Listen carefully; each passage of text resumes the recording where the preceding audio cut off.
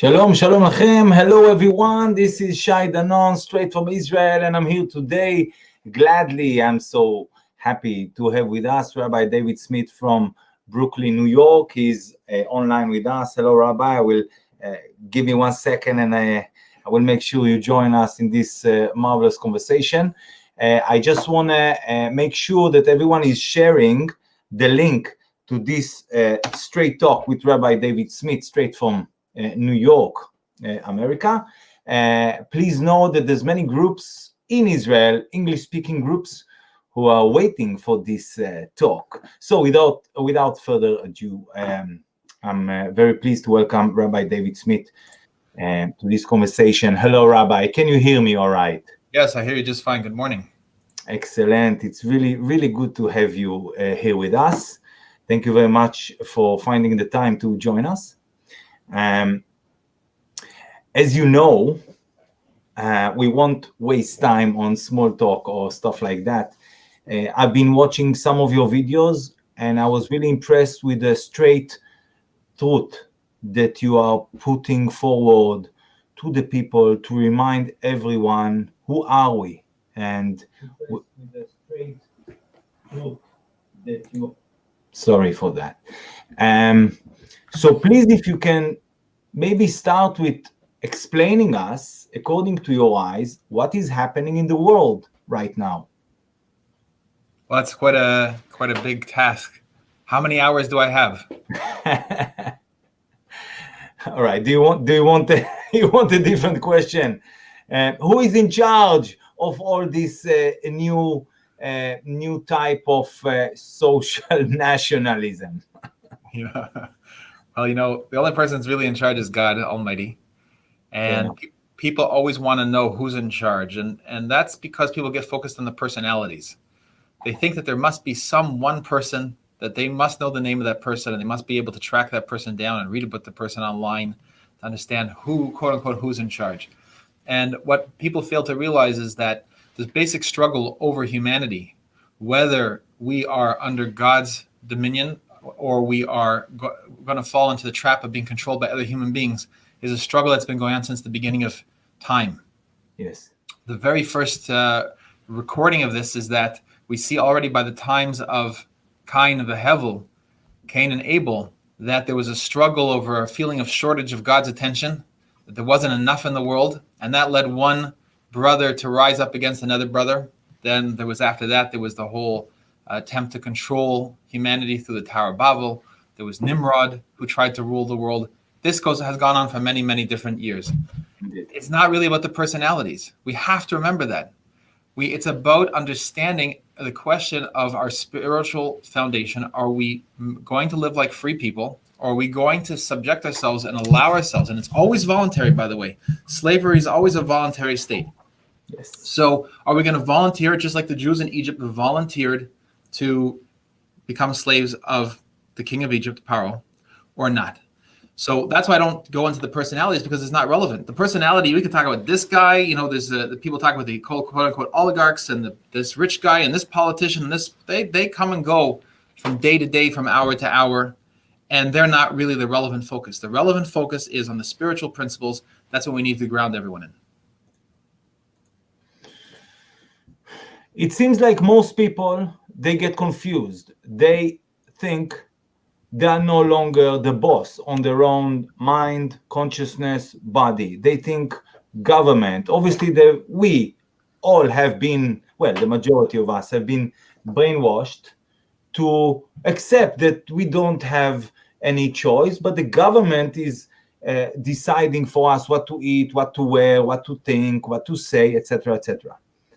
Can you remind us, because I know you do it quite well, and that's an understatement. Can you remind us, who are we and what is our, I would say, rights, human rights, or man and woman rights, not civil rights?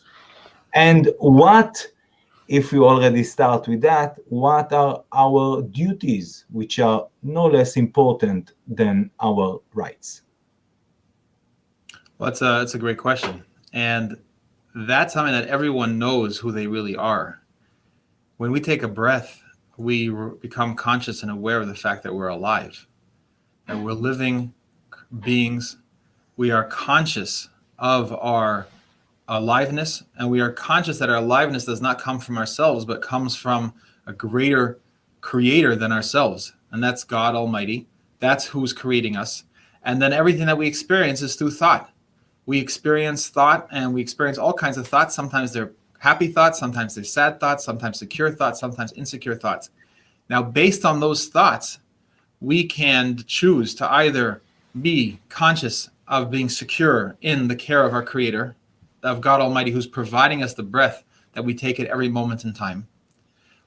And the alternative is to become fearful that somehow we're not going to have enough and decide that we need to subjugate ourselves to other people that we think or imagine are going to take care of ourselves. So if you take it from the very moment that we were born, we see our mother and our father as the ones that need to take care of us, because they're the ones that if they don't give us the thing we want, we start screaming and crying. We think that they're going to provide everything for us. Over time, what's supposed to happen, if we have a proper education, is we are meant to be weaned from relying on another human being and to become directly interacting with who our parents are meant to be directly interacting with, which is God Almighty. That where does our abundance come from? Where does our income come from? Where does our ability to grow crops come from? Where does all this, our facility, our ability to move our fingers, our ability to think, hear, see, these are all divine gifts that are constantly being given to us. We're meant to see that's coming from God Almighty. If we don't have a proper education, then we can continue to look for the parents to take care of us, sometimes literally, sometimes other parents. It could be applying to the government for benefits and saying let the government take care of the person. It could be through theft. Theft is another example. A person applies for a bank loan and then defaults on it and says the bank will take, it's the bank's problem, not theirs. This is a childish attitude towards reality. And so our responsibility, going to your question of responsibility, is to recognize and be calm in the recognition of who we really are. And then know that our obligation is to have love and understanding for everyone else who may also see things the way we see things or not. If you see a person who's terrified, running around out of terror, trying to become dependent on other people, trying to make sure they're following all the rules that someone else is making up for them, or even if they're the person who's trying to control everybody, that person is innocently living a life of tremendous insecurity and tremendous fear. And our responsibility is to see through the facade. When the guy comes to you with a big, the police officer comes with a big stick and he looks like this big scary guy. Well, if you recognize that your breath is coming from God, it's not coming from him, and he's acting the way he's acting because he's insecure, because he's afraid of his job, or he's afraid, is afraid of the group think in the police force that he's in, or the thugs, group of thugs that he's part of, then you look at this person and realize who he really is. That's our responsibility. Our responsibility is to see things the way that we are. We can't change other people and force them to see things the way we think and see things. But we can look at them with love and understanding and then offer them the hope and inspiration to see that you don't have to live that way. It's quite funny, although it's also sad, because we all come across these sort of examples. The majority of the people believe the mainstream media, believe the government, that they are here to protect them. And there's a bunch of us, which is actually, a growing number of us, I would say, that waking up to the possibility, to the really weird, strange, unthink of possibility that the government is going to harm us. That maybe the government or the state is a corporation run by a bigger corporation, and their agenda is actually to harm us, to minimize our number, to minimize our ability to have clean water, what sort of utilities we may use, to minimize our life quality, to minimize our health, and so on and so forth. And can you tell us from your perspective, because I heard your really, I heard few speeches by you, and I was really impressed with your clarity. The message is so clear. And you were talking also about abundance, the way we live. We should live in abundance compared to not living in abundance.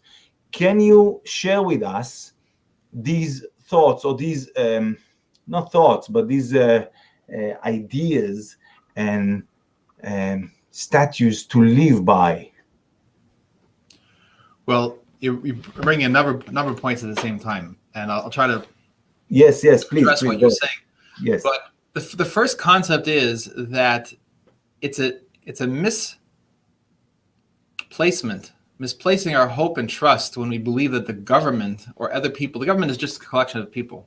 If we believe that other people are always going to take care of us, they're always doing everything that for our own benefit, it's the world is so full of history of, and I don't have to remind anybody of history of governments that were not looking out for the best interests of the people.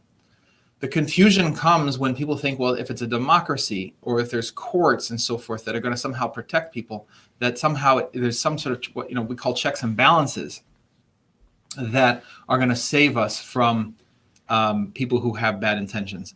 And that's just really, again, part of naivete. It's part of that childish idea that someone else is just going to do everything for us and they're looking out for us. We always have to be on guard, because that is the freedom. The price of freedom is vigilance. We have to be aware. Why is this person coming to us? What is this person coming to do? What do they want to accomplish? What is their long-term goal? That's what we're required to ask. We're always required to ask that, because the real idea of government, it's set forth in the Declaration of Independence. It's merely meant to be the people. The power is supposed to be with the people, and the people are supposed to establish a structure that will ensure their continued liberty, their continued freedom. If the government is coming to take away a person's freedom, or coming to take away a person's liberty, it's violating the very purpose of its existence. That's the American model. And the American model was really inspired. The people that founded the United States, I don't know if you're aware of this, but George Washington studied Chumash. He studied the Torah in original Hebrew. They still have his original Hebrew Chumash that he studied. And these people were very much inspired from people in England, who had been inspired from people in Holland, who had been inspired by the rabbis of the 1500s and the 1600s, who had taught these principles to the non-Jewish people of Holland. And that spread into England, and that spread a real spirit of liberty. It's a divine experience to know that you are created in God's image and that you have the right to live. You have the right to pursue happiness. When it says in the Declaration of Independence, the pursuit of happiness, it is life, liberty, and the pursuit of happiness. It doesn't mean, and if you want to pursue happiness by playing football and going to football games, I'm not in any way judging that. But the pursuit of happiness is fundamentally reaching our own state of internal calm, of recognizing that we are loved, we are taken care of. That is what really we're supposed to accomplish through a spiritual and divine service of God. So this is what the whole purpose of creating the United States is, and the United States is really meant to be a model for the rest of the world. That was the hope at the time, and in fact, it still is an inspiration. And many of the freedoms that exist in the rest of the world is because of the spirit of liberty that it bubbles up from within the human spirit. It is something that's a natural state of affairs. Now, the challenge is, are you willing to pay the price for that? Are you willing to say to somebody who comes to take away your rights, no?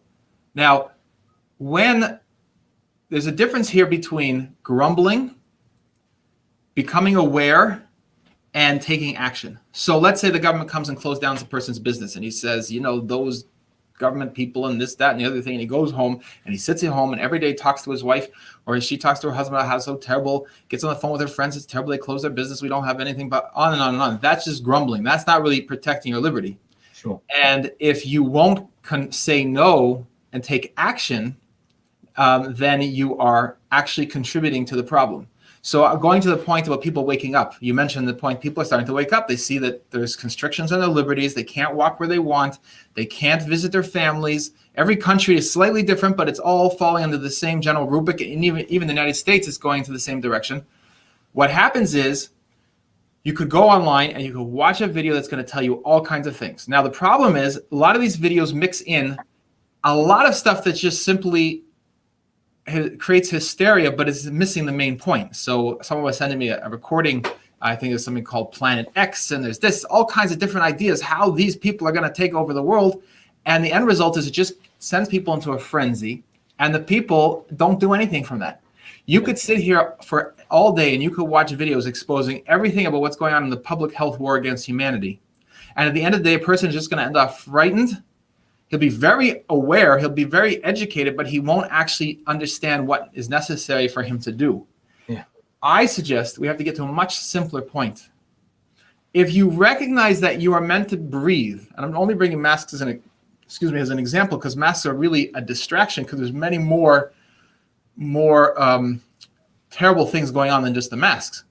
But I'm just bringing the mask as an example. If you, as a simple person, you don't need to know anything about what else is going on. I'm not saying you shouldn't learn it, but if you just know that you have a right to breathe as a human being, you don't need to ask anybody whether you have permission to take your mask off. All you need to do is be confident that since God is giving you this breath, and the breath comes in and it goes out, and it's meant to be unobstructed, that you are not going to wear a mask, and there's nothing even worth discussing on the subject. If you just live like that, you are already a person who's free, and they can't do anything to stop you. They may give you a little piece of paper that has some made-up number on it on how much you're going to supposedly have to pay at some time in the future. But if that's going to scare you from breathing, then that's what your spiritual problem is. Yeah. Your spiritual connection to your own breath and your own existence has to be so well grounded that what papers they throw at you or handcuffs or where they're going to take you and stuff like that is really irrelevant to your understanding that you have a right to breathe. This concept applies all the way across the board. Same thing with the right to educate your children, be healthy, make your own health decisions, go where you want, meet with who you want, and how many quantities of people you want. These are all fundamental pieces of liberty, and you don't have to be some great scholar to understand that, and you don't have to get yourself into this point of paralysis where you're so afraid of this big plan and thinking it's inevitable, God forbid, that you just collapse into a bitter, angry, sort of quivering mess of a person, striking out against something but not really taking real action, which is just to live like a normal human being. Yeah. I hear you and I laugh. I have an echo for a second. Why is that? I hear you and I laugh because from day one, I tell people, take off your masks, because no one should block your breath. No one, for whatever reason or excuse, should block your breath. There's no reason in the world to block your breath. Actually, the opposite. You should have bigger nostrils and inhale as much oxygen as you can.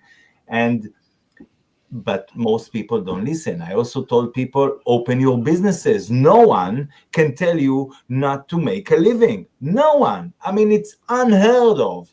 I mean, it is heard of, but in really dark times, pre-Holocaust or pre-pogroms or pre-whatever atrocities, some dark, people and regimes managed to do to others. And how to stop it? How to stop this madness? Because as you know, and you just said it, I mean, just small example are the masks. But we know that what is coming ahead of us, according to the plan of these planners, they plan worse, much worse things for us. What can we do now, not in the future, but now, in order to make an end to this madness?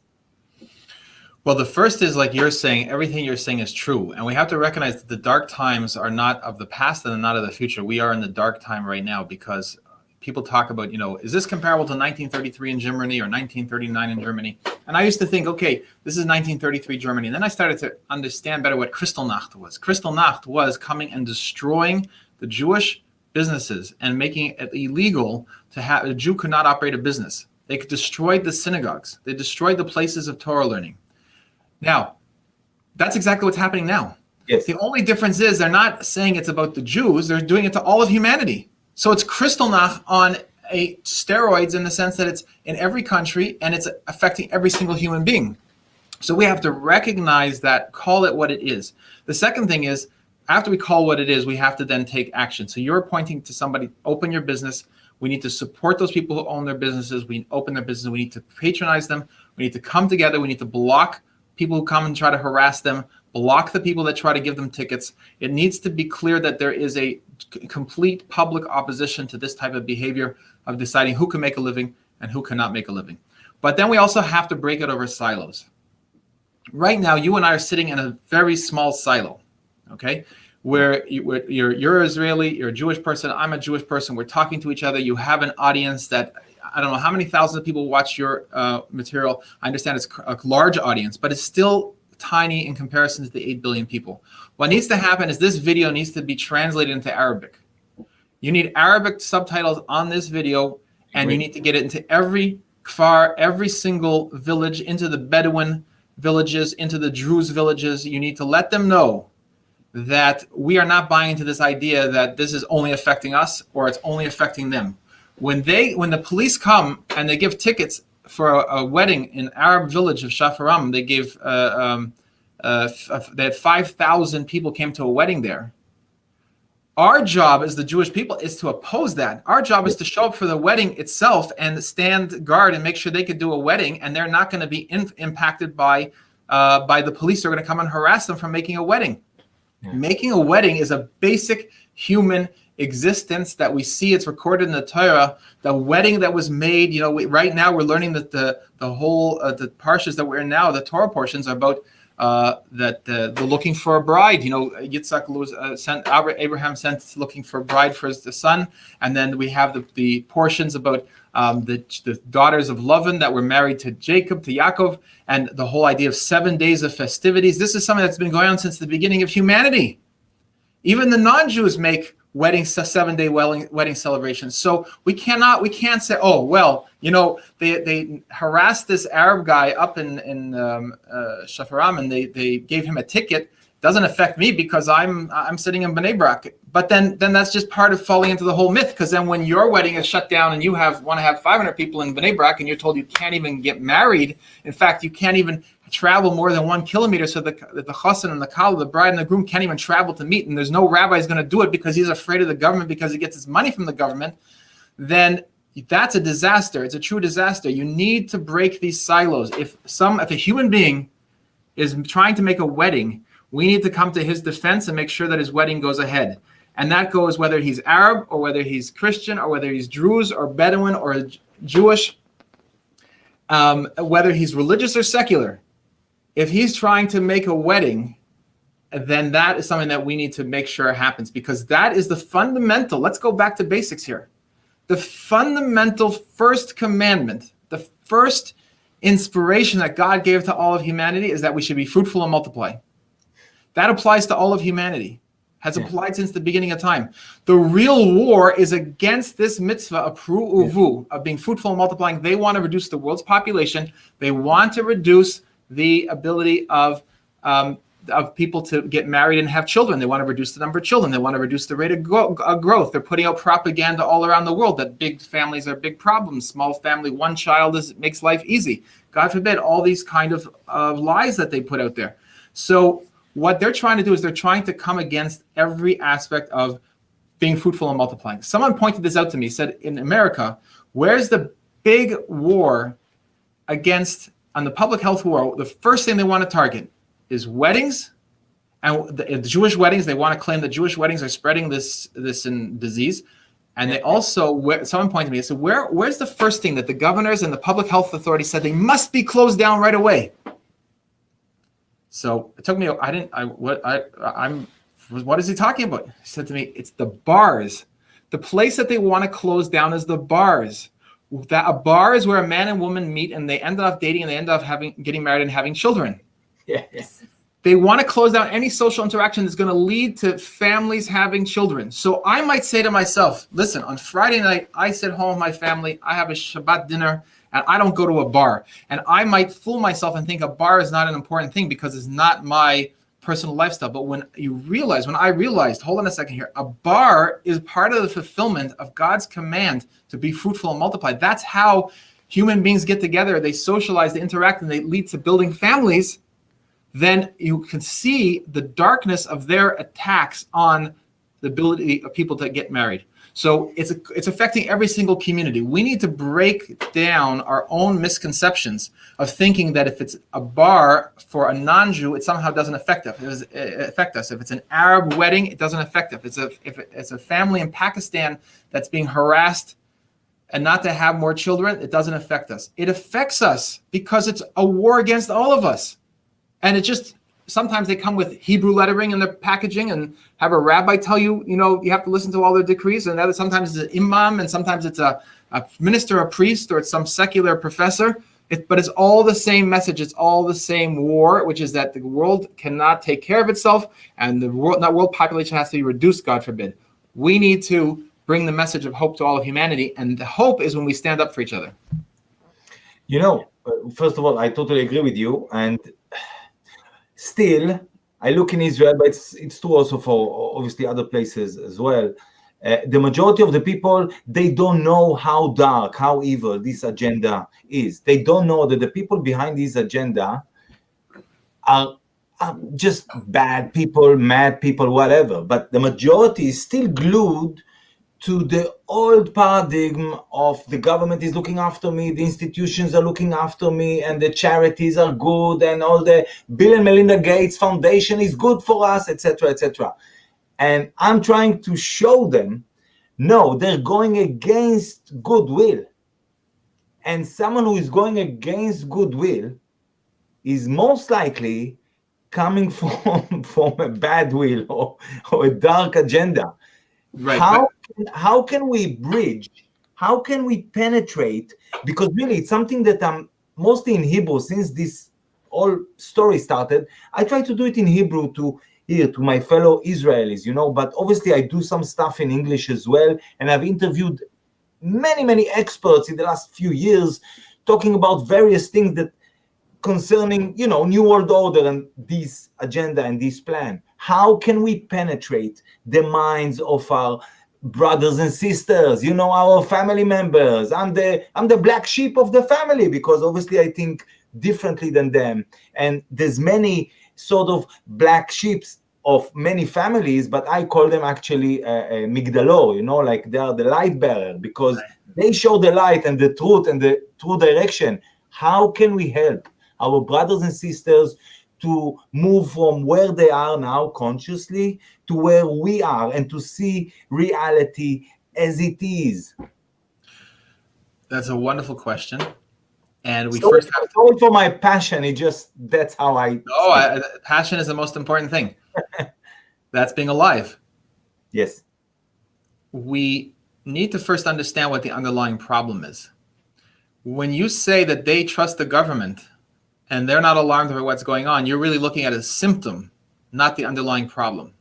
The underlying problem is that these people that you're referring to have adopted some version of the lie that the world cannot sustain itself. So let me give you an example. We could take examples in each community, but let's take an example. We go right now into the streets of Tel Aviv or New York, or any place in the world. But let's just take Tel Aviv as an example. We're going to find a 24-year-old woman, a 24-year-old man. They're not interested in getting married. They think that the world has all kinds of insurmountable problems, that it cannot sustain itself. There's not enough space for the garbage. There's not enough air. There's not enough clean water. There's not enough space for the people. And they actually think that they're helping humanity by not having children. They've checked out from reality by believing in the intellect, that the ideas that they've been fed since they were children and sent to all the schools that teach this and all the universities and so forth. They're believing that they're actually doing good things. So what happens is if you come to them and tell them, Shimon or Ayala, whatever her name is, you say to her, that the government is trying to reduce family size and prevent people. They're going to do population control. She's going to say, well, so what? Isn't that a good thing? Yeah. He's not going to be alarmed because they're living their life under that lie. That's the problem. Now, the same thing is, you go to, let's say, a Haredi person in Bnei Brak who has 12 children and he's expecting to have 120 grandchildren. And you say to him, do you realize what these people are doing? They want to prevent people from having more children. He thinks to himself, you know what? It's not going to affect him. because he's not gonna follow those rules when they say only have 2 children per family or 1 child per family. It affects the person in Tel Aviv, this girl and this boy who don't, they're not religious and they don't believe in God, and they're the problem, and they don't. So what? They're not going to have any kids. Does he really care if they don't really have any kids? So then you come to him and say, one second, to any of these people, say, there's an Arab in the Arab village in the north of Israel, the west of Israel, east of Israel, and the side of Jordan, Lebanon, and they're coming and they're telling them to have smaller kids. The Minister of Health, I think his last name was Shamir, in 2014 said his goal was to reduce the population growth of the Bedouin population. This is exactly the world population control that we're seeing now being implemented on a grand scale. They were saying this for decades and Yes.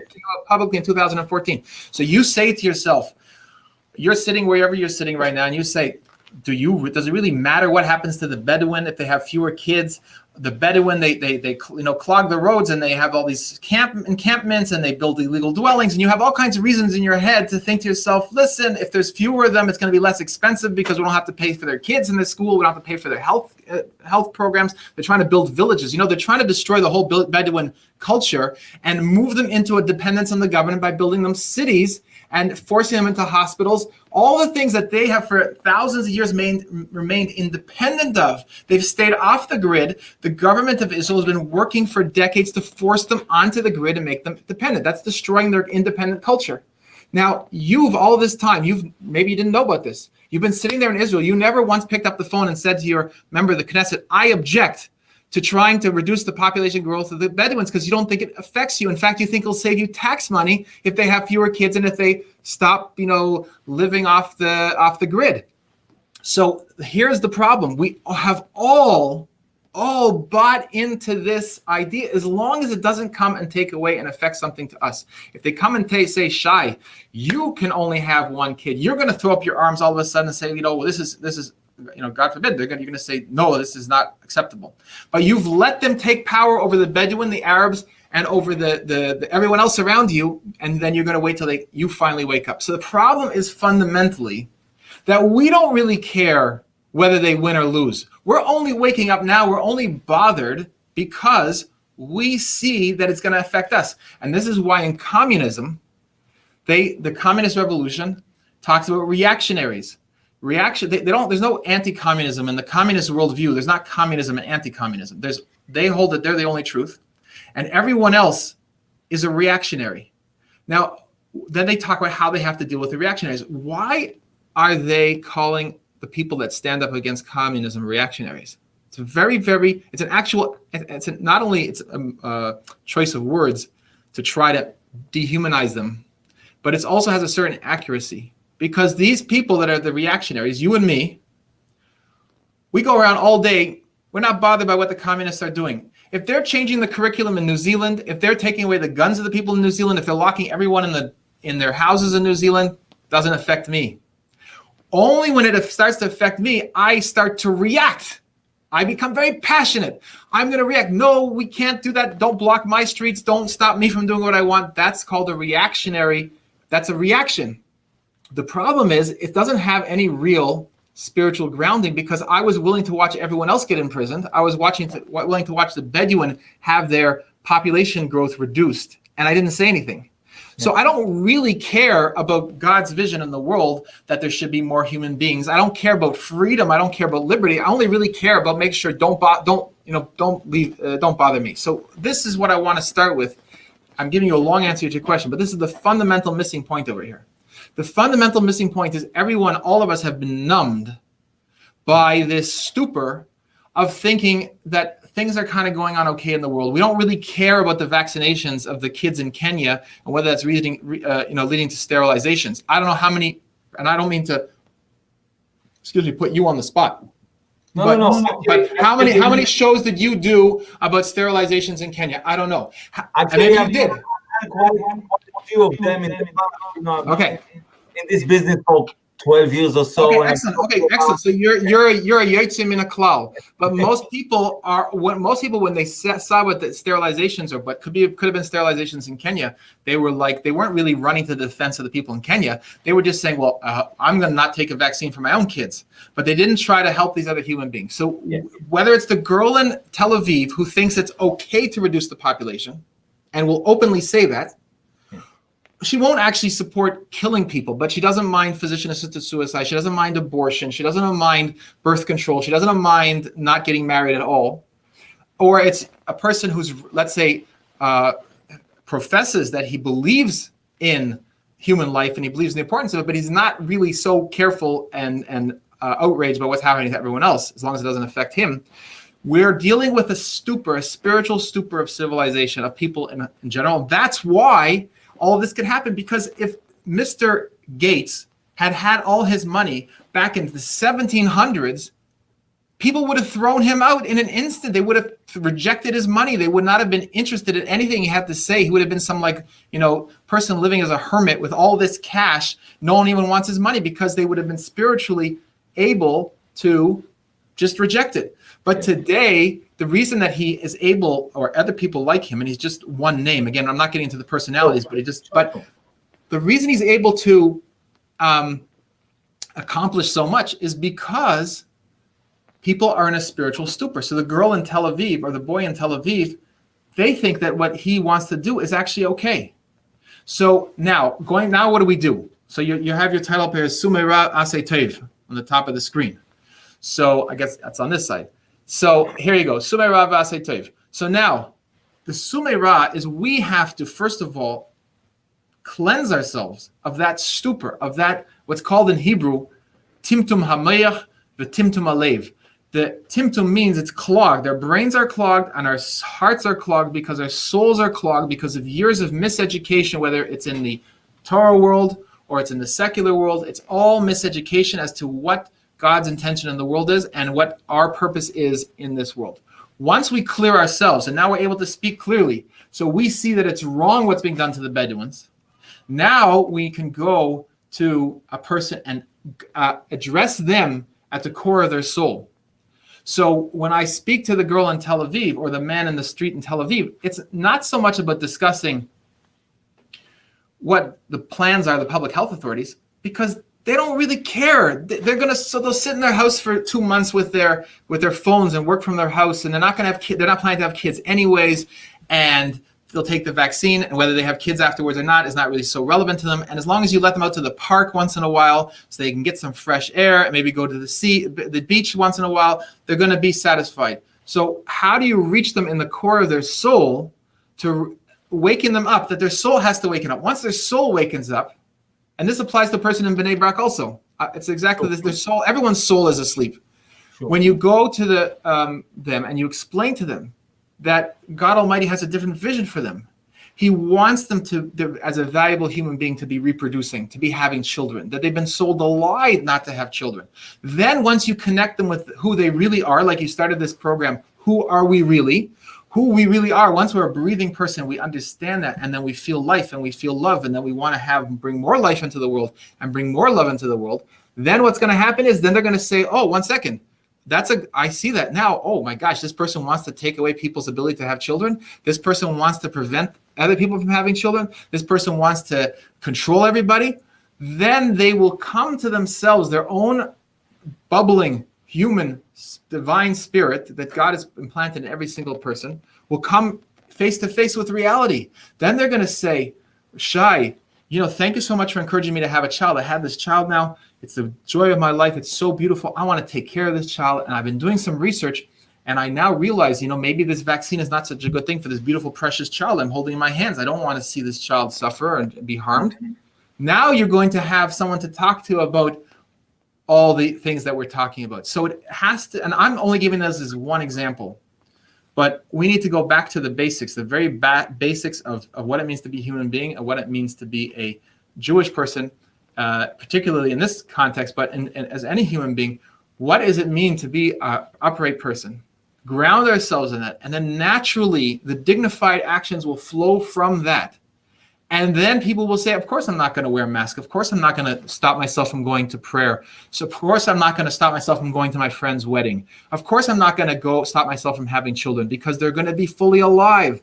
Once we get people back fully alive, then it's obvious what's false and what's true. It's obvious what's right, what's wrong. And that's what's going to lead to the redemption of humanity. Still, with personally, I know few people with 4, 5, and 6 kids who would like to take the vaccine. So, and believe the story of the corona and support the government or any, even the World Economic Forum, support the government's actions in stopping the spread of this whatever.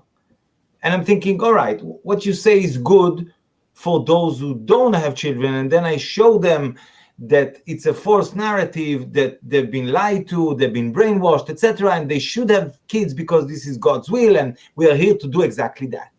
But what about those who already have children and they fell into the government or the Switzerland, whatever, narrative of living your life according to a state and not according to God's laws and rules and, the good stuff, the old new world, the old world order, sorry.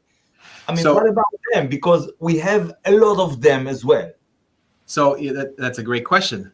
And I think that you'll find that the same answer applies. Meaning to say, they may have had 6 kids, but somewhere there could be, for example, some foreign ideas got into their heads and they started to think they needed to limit the number of their kids. They couldn't handle more than 6.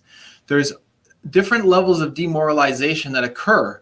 Maybe they've bought into the idea that, for example, let's say the husband needs to work and he can't work because he has to, until the vaccine comes out. They need the world to return to normal. They think the only way for the world to return to normal if the person who locked the gate or the cell door, they think that's the only person that can now let them out. So they say, well, if I'll do whatever the guard and the door wants me to do, then I'll be free again. I mean, to say they're yearning for freedom. They're yearning back for some semblance of normalcy, but they don't understand the spiritual requirements of freedom, which is that the spiritual requirement of freedom is, like I said, vigilance. You have to be willing to act like a free person no matter what. You walked into the cell and you told the jail guard, you told him to lock the door.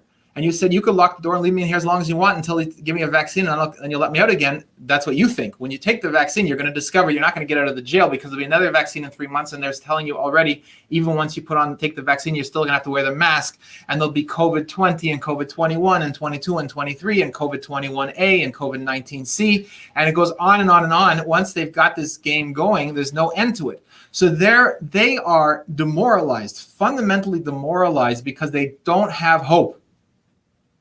So it's still a spiritual problem. Can't be solved by a physical bombardment on the physical level of a massive information. They're not going to really, really understand it because they're so demoralized. Even if you were able to show them terrible plans, terrible history, reliable sources, they're so numb, they're so tragically demoralized.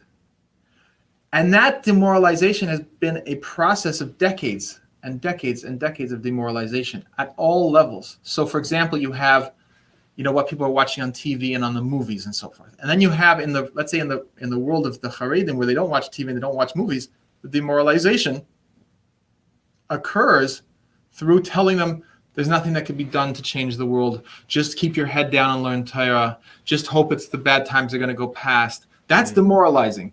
Because then you're telling a person, we learn all these teachings about the greatness of God's creation and how the world is going to be abundant. And then they tell them, okay, but practically we don't do anything about that. We just, stick to ourselves and we just make sure that we don't get in trouble. That's demoralizing. So everyone has been making these little tiny slices off their vitality, has been going on since they were kids. The little slices of, you were saying earlier, Shai, you apologize for your passion, right?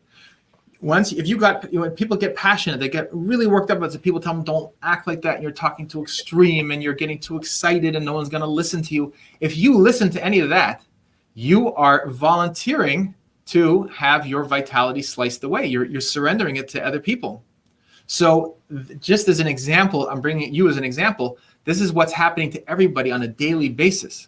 So when it comes down to now this family of 6 that you mentioned, they're so demoralized already that they don't even see any alternative. If you come and tell them anything else, they're afraid of the air already. They're afraid of other people. They're afraid of the government. They're afraid of what other people are going to think. They're afraid that they're going to die. Their kids are going to die. Their grandparents are going to.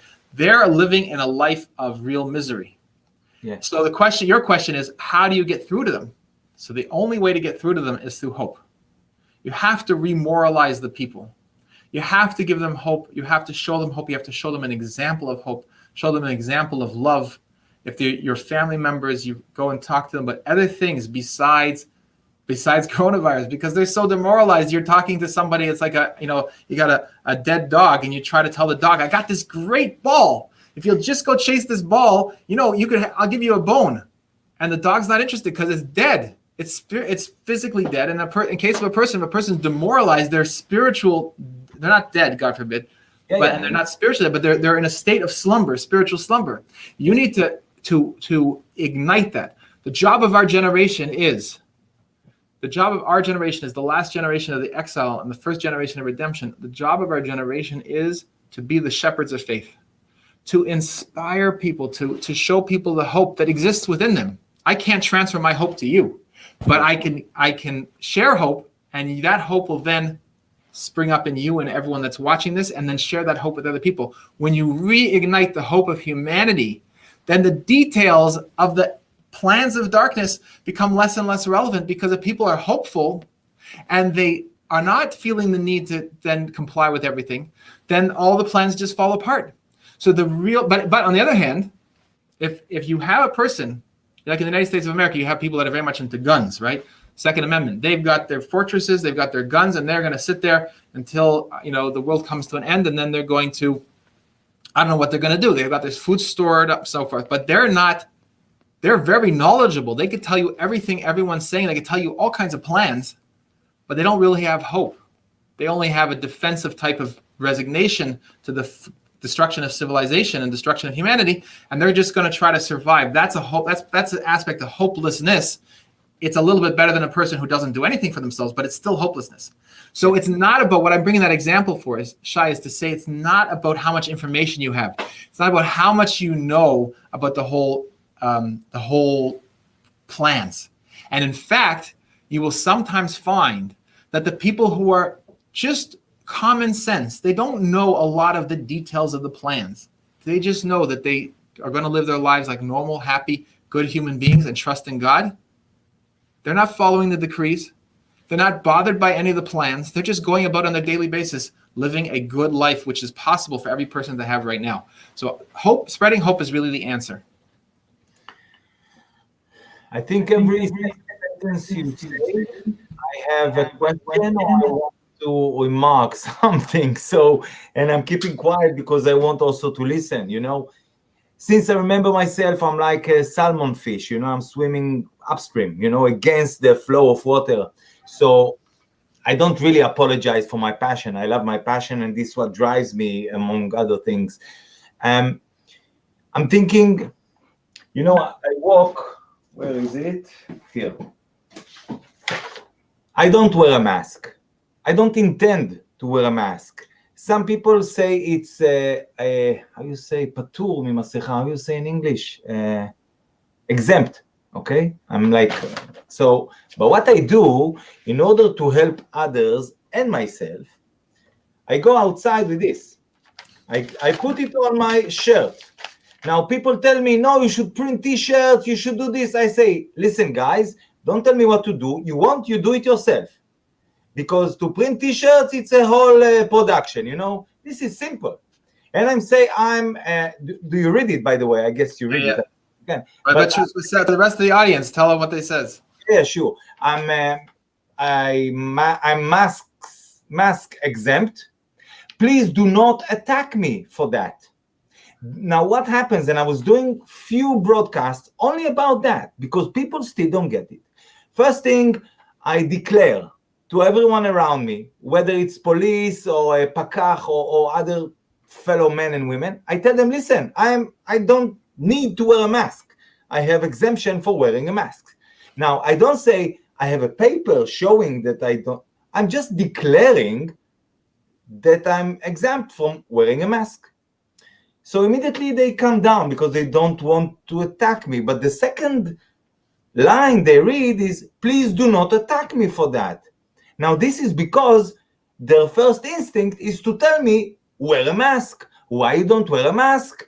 You were told to wear a mask. I may get something from you. You should wear a mask. They said on TV, if we both wear a mask, then there's less chance of catching something.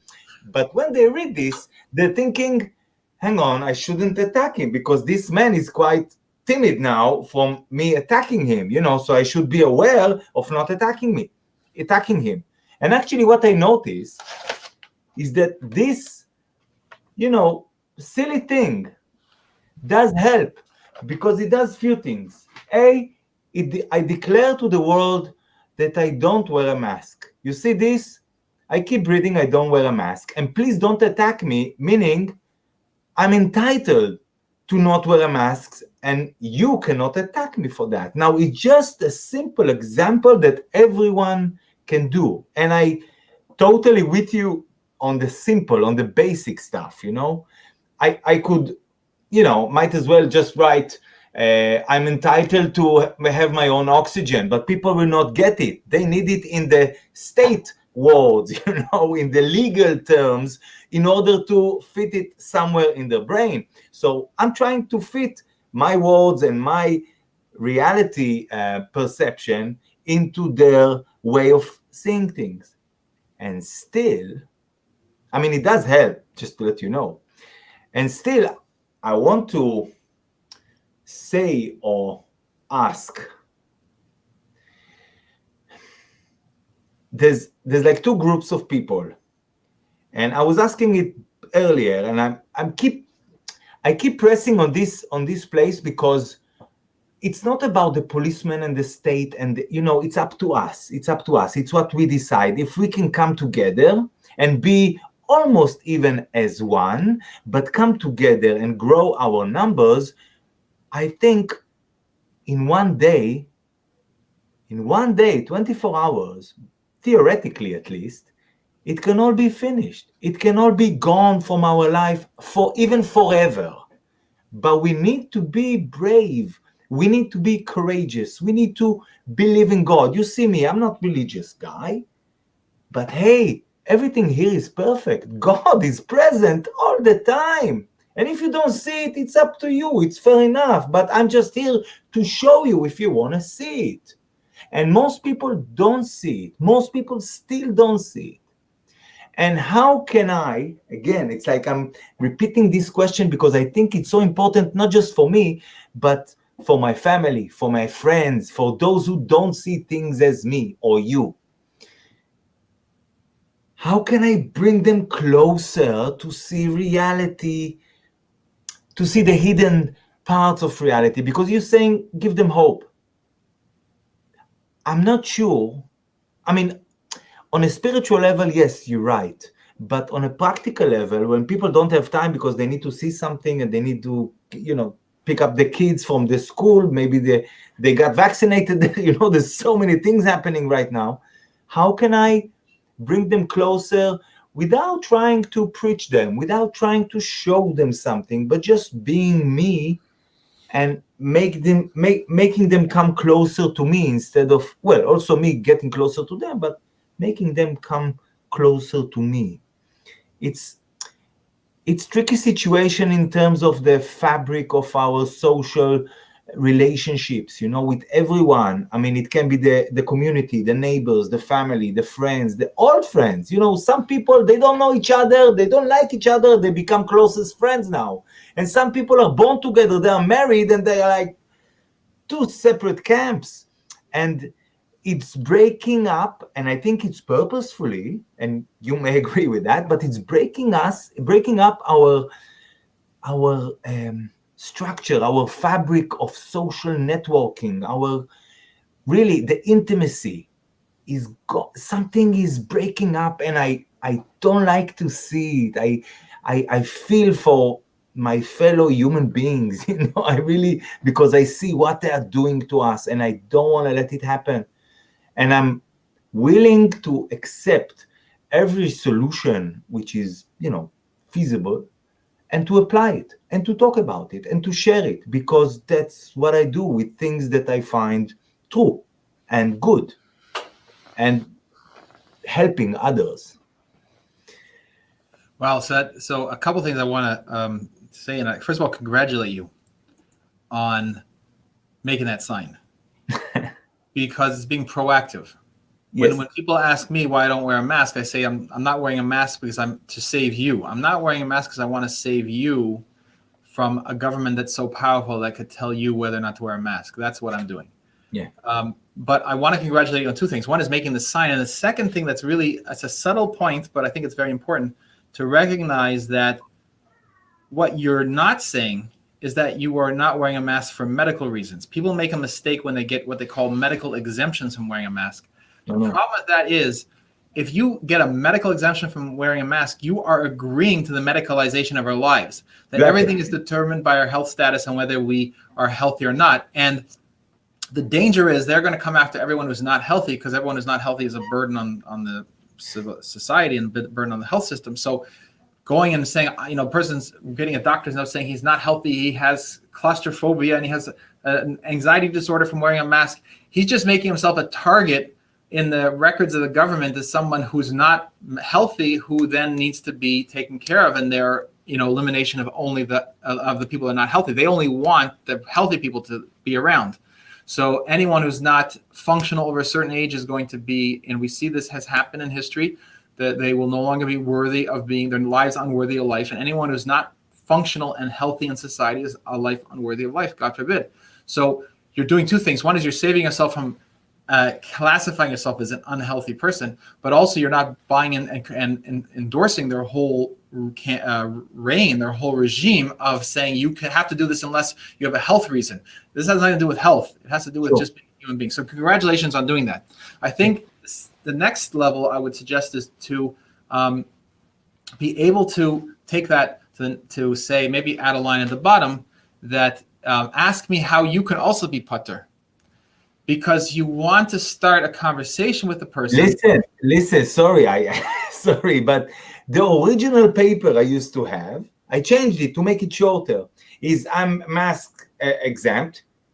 Please ask me how, and also do not attack me for that. That was the original paper. But please go ahead, because that's really good point. Yes. So the whole idea is we have to go now beyond ourselves. We need to help other people. That's really where we're going to reach other people, help other. When you're talking to that police officer, you want to show, and you want to be experiencing love and understanding. Do you know how horrible it is to walk around in a mask for 8 hours or 12 hours, 10 or 12 hours, depending how long their shifts are, and then having to harass human beings and beat people up and arrest them and give them tickets? It's a miserable life. And as much as they're unfortunately willing to follow any orders, as Hannah Arendt said about Eichmann, that he was just following orders, the banality of evil is just the fact that people just do what they're told and they go to the next depraved step, So I'm not justifying them in what they're doing. They're going down a terrible path. At the same time, they're living a horrible existence. So your opportunity is to speak to them. And when I speak to police officers, I always say to them, first thing is, please take off that mask. I ask them to take off the mask because I say it's not constitutional, it's not good for you, and I'm not afraid of anything you have.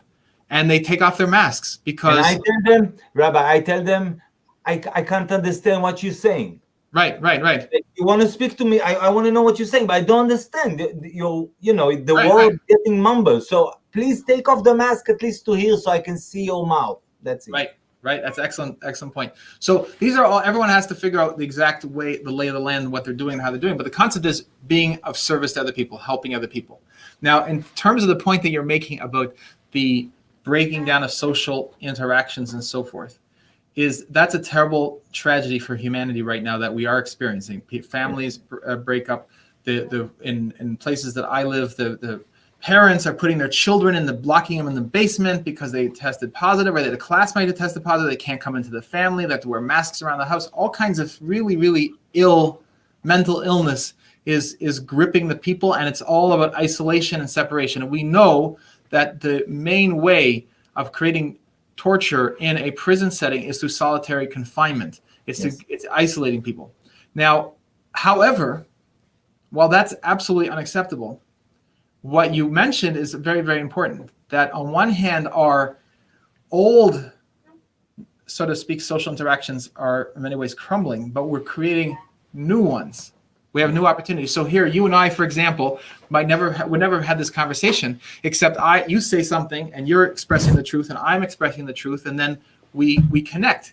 When you're going to turn this and put the Arab subtitles on the bottom of this, which I really hope that you're going to, and you're going to broadcast this into all the Arab neighborhoods, you're going to discover that you have more in common with the people in the Arab villages than many of the people that used to think you had something in common with in the Jewish neighborhoods, because you realize that the people in the Jewish neighborhoods, all those people want to comply.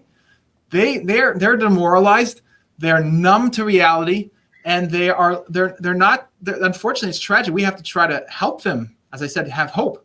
But you might have an Arab guy who's living in Al-Fam or something like that, and he's really alive, and he's really thinks this is wrong, and he wants to help save his whole community, and you're going to reach him, and you're going to have a new compatriot, someone that you could actually work with and accomplish something with, and when you're going to talk together, you're going to see her on this. You have more in common with him, and I saw that when I was watching a video of a fellow in a rally in Tel Aviv.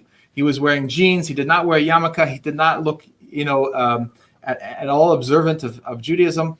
I don't know what he does privately, but he was talking at a rally, and he was speaking with such clarity, truth, and talking about how the government is, misrepresenting the numbers and how it's just going through in great detail. And I was like watching this, I was like, wow, I've been told, and we've all been told, who I have something in common with is the guy who's wearing the hat or the strimal and the long coat, who lives in Mea Sharim and Bnei Brak and these places. Yes. And I don't have anything in common with this guy who's out there in Tel Aviv. Now I see that the guy who's in Tel Aviv, who's speaking out and fearlessly speaking against the government on a stage in Tel Aviv, is more committed to the truth and doing what's right than it could be a person who's wearing a strimal, because that person is just going ahead and doing whatever the government is doing. Now, I happen to know, by the way, that my public, someone did an interview, and they turned it into a Hebrew publication that's going through Mea Sharim, and is gaining tremendous traction over them. There's many great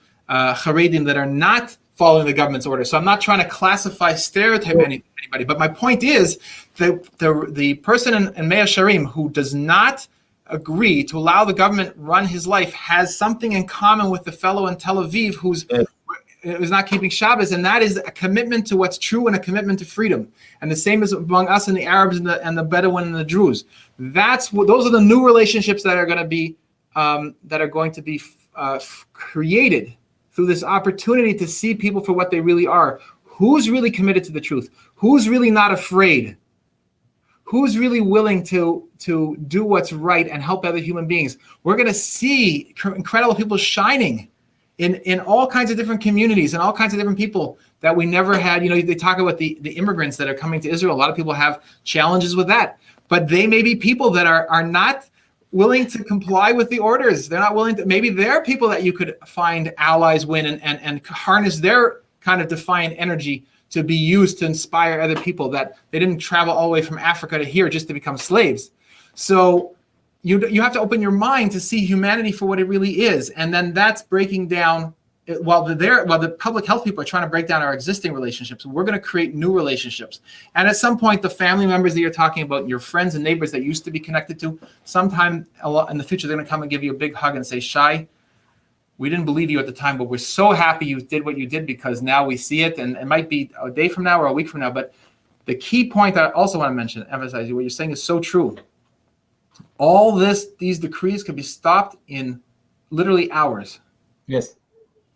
1 day, 1 hour. Yes, that's it. Yes.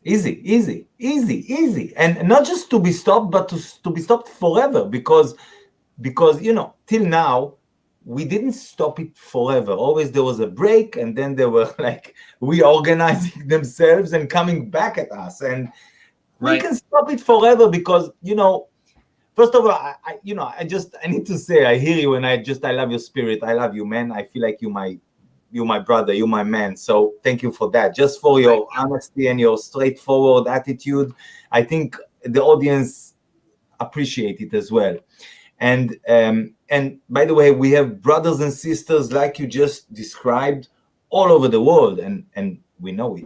And now I have, I don't know, thousands, tens of thousands. I don't know how many people following my broadcast, because obviously YouTube is lying, Facebook is lying, everybody is lying. So I don't know how many people, but I have many rabbis and many religious Jewish people who from Israel and abroad, and also non-religious Jewish people who follow my broadcast and follow the content I put up, and obviously the interviews I make. So it's good to know. And also I'm telling you that these connections are being made whether we want or not.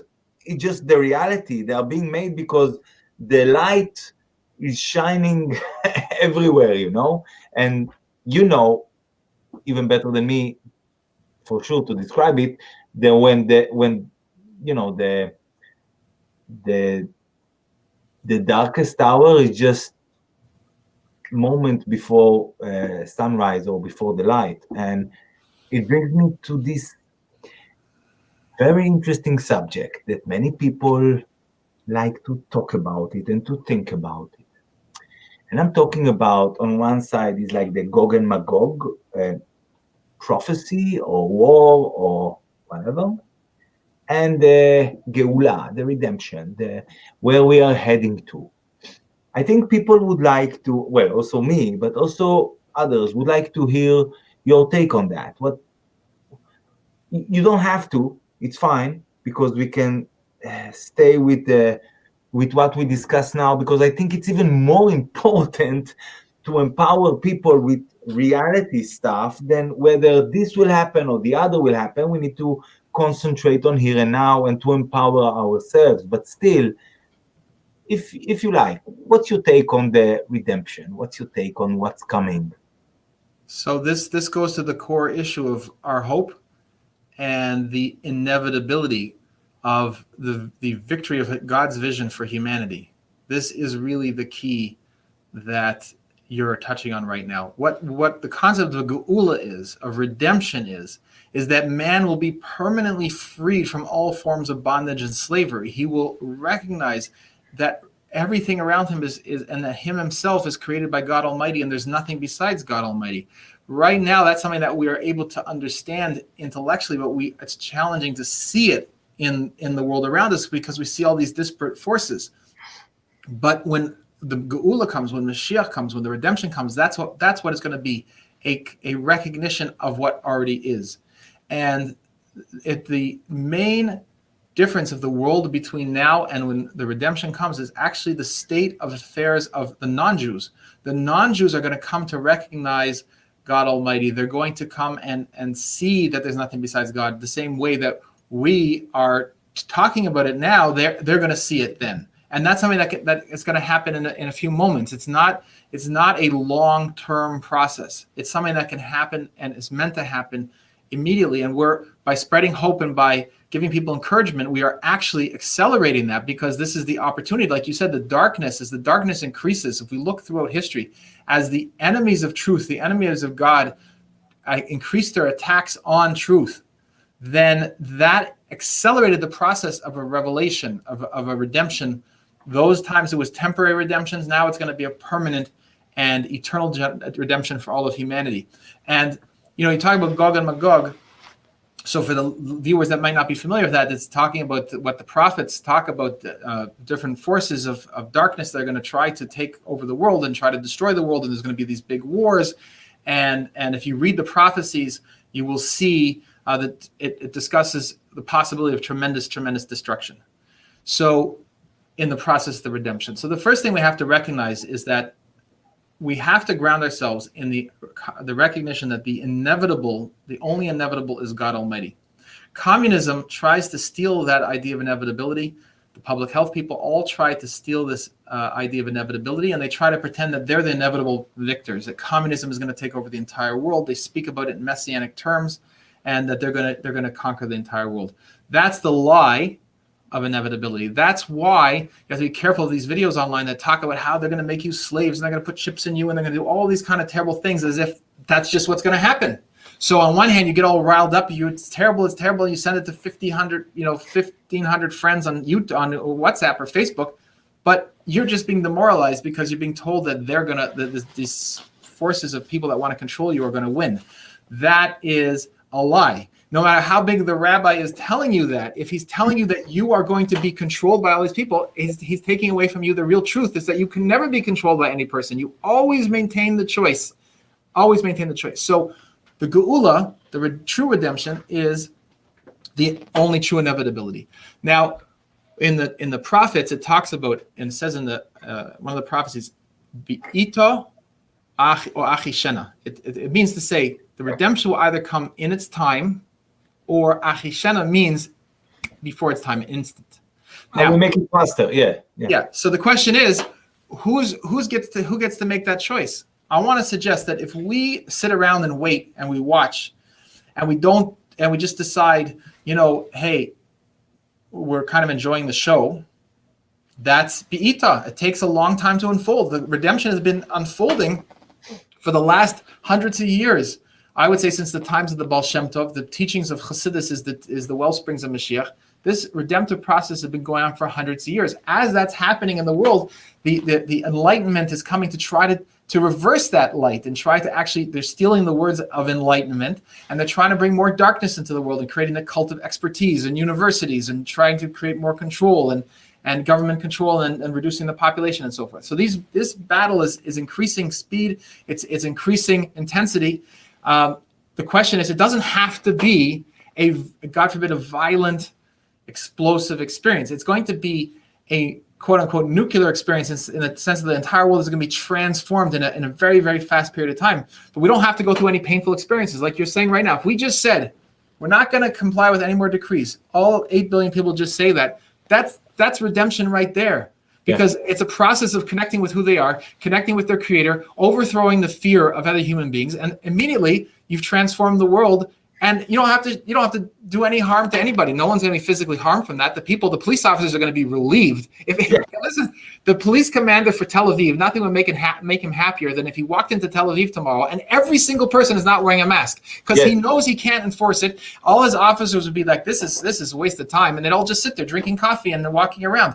So they want this more than we want it. It would relieve the police officers so much if we stopped wearing masks and just openly live like normal human beings. Then they would take off their masks, because what's the point if everyone else is walking around with masks? So it is possible instantaneous. And I also want to say that the Lubavitcher Rebbe said when he became Rebbe in 1951, he said that we are the last generation of the exile and the first generation of the redemption. And he foresaw this change in the world. He talked about it incessantly.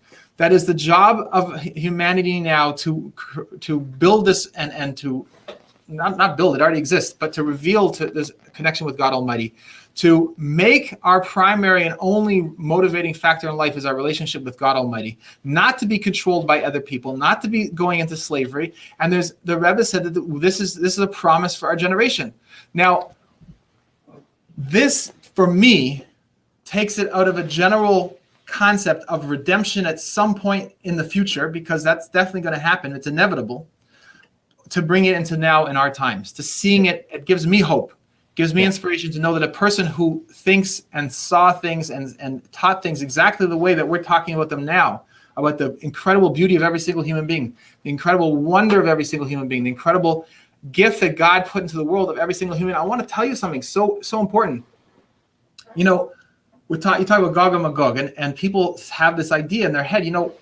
There's something called the Georgia Guidestones. And the Georgia Guidestones say, and you can look this up on Wikipedia, it says that the world population should be reduced to 600 million people. God forbid. Right. Now, some people, there's a pasuk in a verse in the says of a karkar kol b'nei sheis, which means to say it will be destroyed all the all the children of Shais, which is all of humanity, the world that was one of the sons of Noah. So the Rebbe has an incredible sicha, incredible talk on Parshas Balak. He said, you could be mistaken and try to think that this means that God is going to let humanity be destroyed. But it can't be, he says. It can't be, because God is going to all the trouble to create these 8 billion human beings, lovingly creating them. He does not want them destroyed. He wants every single one of them to survive and to thrive. So therefore, the Rebbe says, what does V'karka kol b'nei Shais means? It doesn't mean physical destruction. It means all the stuck thinking, the crooked thinking that gets people to make all these compromises in life and to give power to governors and to presidents and kings and stuff like that. That's going to be eradicated, and then humanity will be freed to live directly in a relationship with God Almighty. So I want to share this message because it's so important to recognize that we have a promise, not only that it's going to happen in our times, but we have a promise that every single human being is meant to thrive through it and is meant to come out on the other side of it, living with their family and a growing family and grandchildren and grandchildren. That is the promise of the Torah. That's the promise of the Lubavitcher Rebbe that he's saying to the whole generation. And now we could see why that's the case, because it doesn't require a war, a physical shooting bullets and missiles to actually free humanity. All it requires is a simple willingness to be a free human being. And that comes from rebuilding the spiritual foundation of who we really are, going back to where we started. The hope and the certainty of who we really are is what's going to give everyone the encouragement and the inspiration to just live like normal human beings. It's not even like we're going to defy the government. What do you mean? Prime Minister wrote a decree, and you just ignore it as if it doesn't exist. Exactly. Not defiance. It just doesn't exist. If everyone acts on that level, we are free people. And that is the redemption of all of humanity.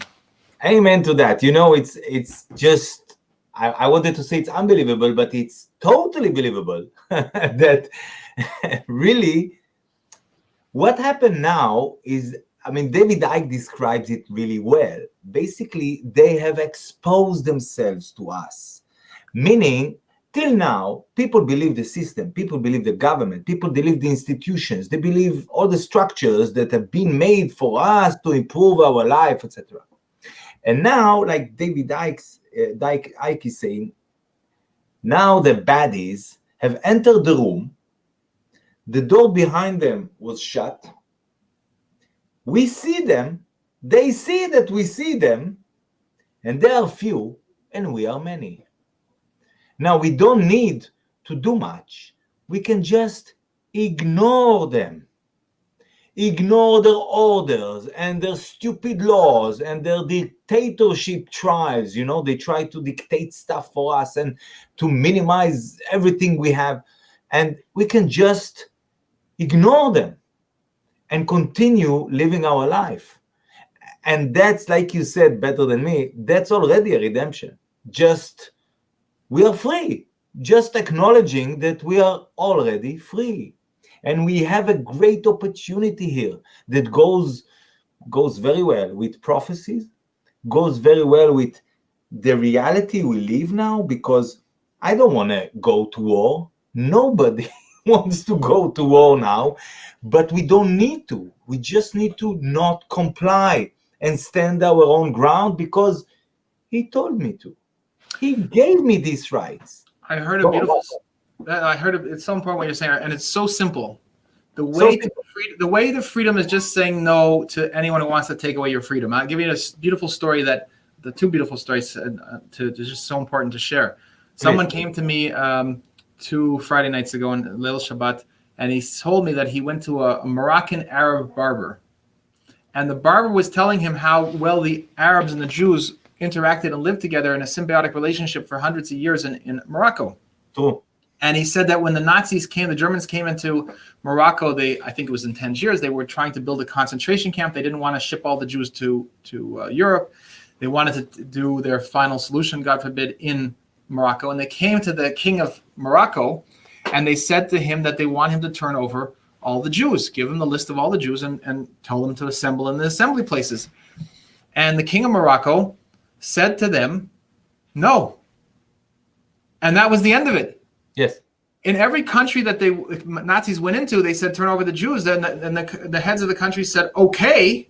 Then that's where the Jews got into trouble. And then the Jews were told to show up at places, and people persuaded them from within the Jewish community. It's the safest thing. You got to go. All this kind of stuff that was used to try to defeat the Jewish people. But all it required was a no. And the king of Morocco later, this person relayed to me that the barber told him that the king of Morocco said that the reason that he realized he needed to say no was because his father, on his deathbed, the previous king, had said to the king of Morocco at the time that he always has to protect the Jewish people.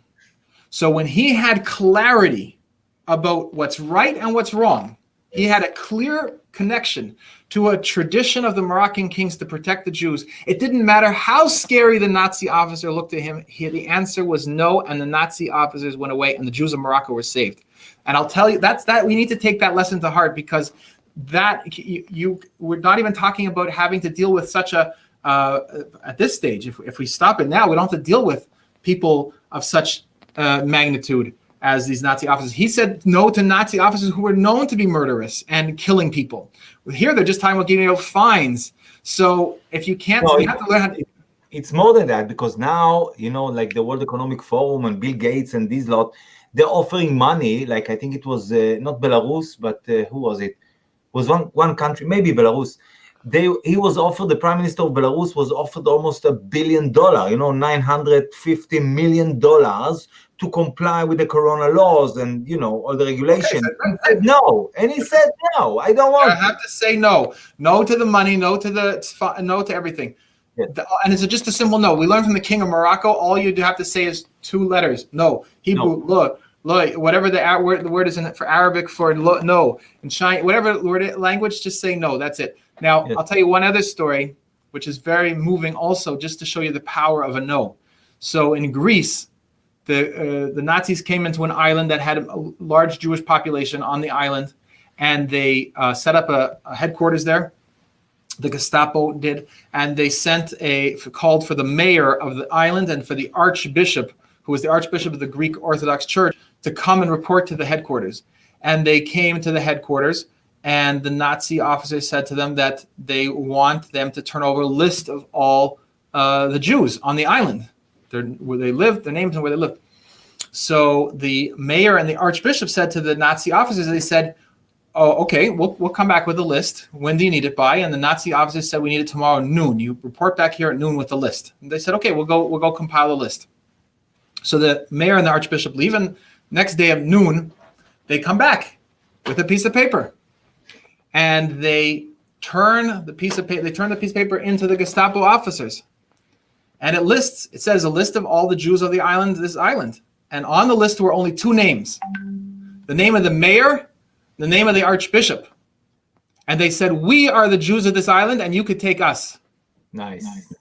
Now, what this tells you, and all the Jews on that island were saved, because those 2 men had the courage to just say no. That's all they said is no. They didn't start making calculations on how to fool the Germans and how to give them blah, blah, blah, blah. They didn't do anything. They just came and said no. And if you need to take anybody, you could take us.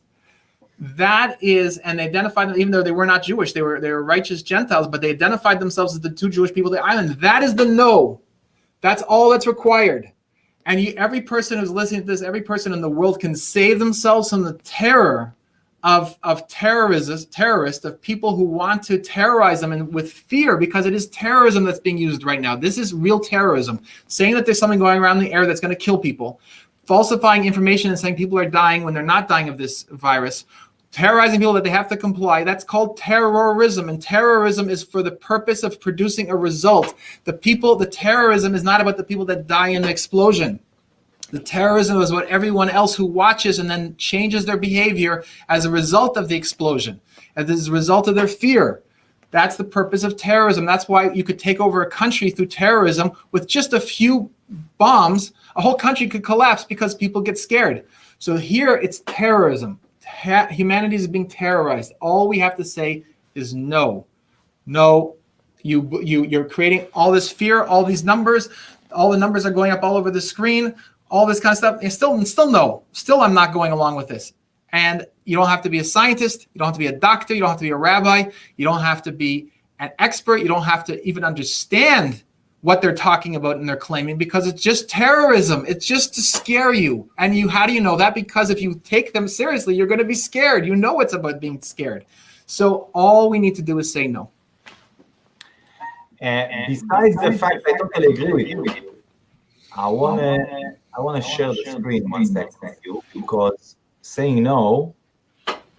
Hang on. Let me open this picture, because I don't know, a few weeks back, I was writing something in Hebrew, and what happened is that I was thinking, hang on, this should be translated into English, Arabic, Russian, any language for all I concern.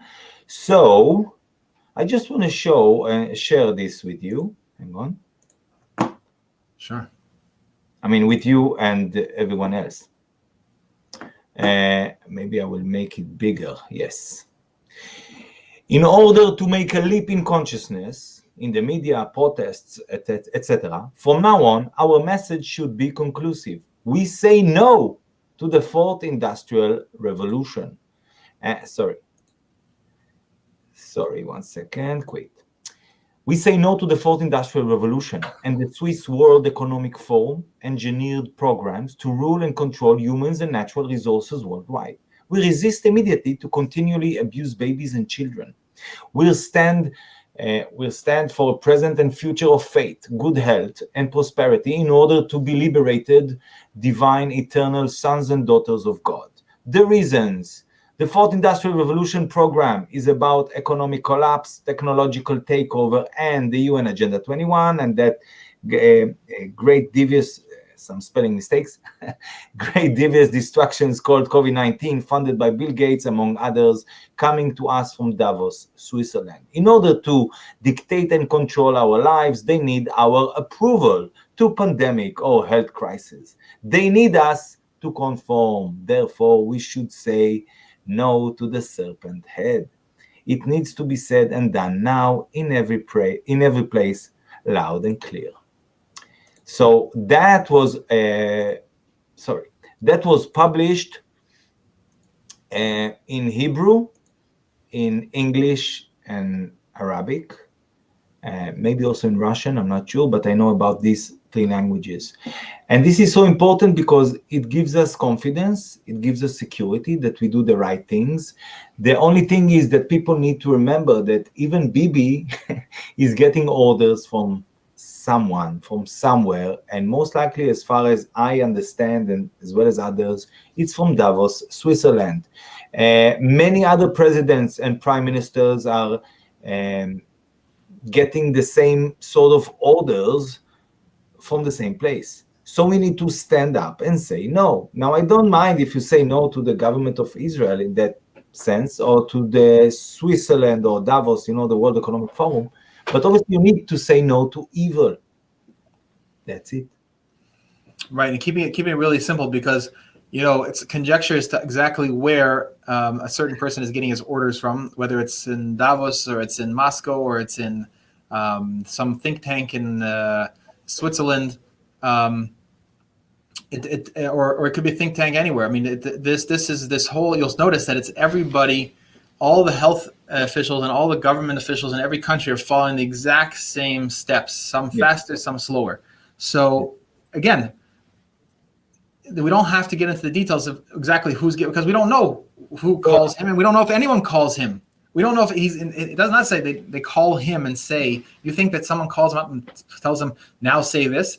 It may not be that. It may be someone in his circle around him that says, Mr. Prime Minister, the next action that we need to be taking is we need to create this type of closure. We need to make sure everyone's closed down. God forbid they want to close everyone down for Hanukkah, right? Someone's coming up with that information.